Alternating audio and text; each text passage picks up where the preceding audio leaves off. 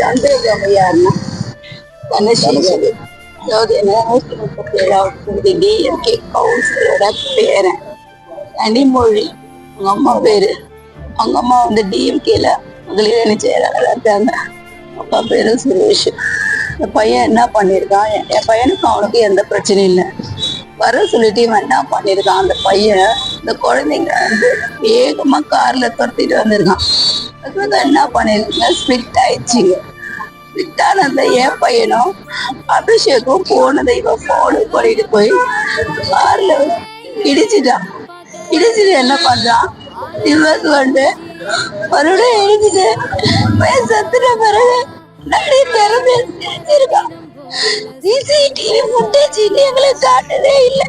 நேர்ல பார்த்து ஒருத்தர் சொல்றாரு, கார் அவ்வளோ ஃபாஸ்டா போச்சு, அந்த குழந்தைங்க உயிருக்கு பயந்து ஓடுதுங்க, கார் அவ்வளோ ஃபாஸ்டா ஓடுது. ஆனா வச்சு என் புள்ள நேற்று நைட்ல இருந்து நாங்க இருக்கோம் சார்.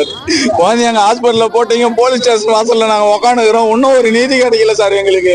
எஃப்ஐஆர் ஃபைல் பண்ண மாட்டேன்றாங்க.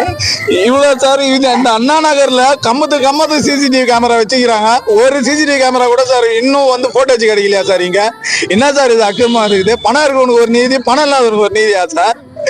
என்ன சார் இது? இந்த நீதி எங்களுக்கு வந்து நீதி வேணும் சார்.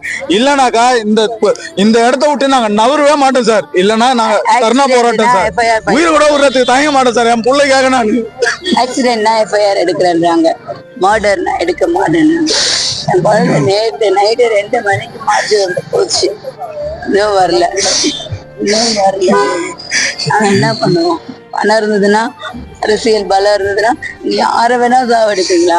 கண்டிப்பா அந்த பசங்க ட்ரக் பண்ணிருப்பாங்க, ட்ரக்ஸ் எடுத்துருப்பாங்க. என் உள்ள உயிர் போயிடுச்சு.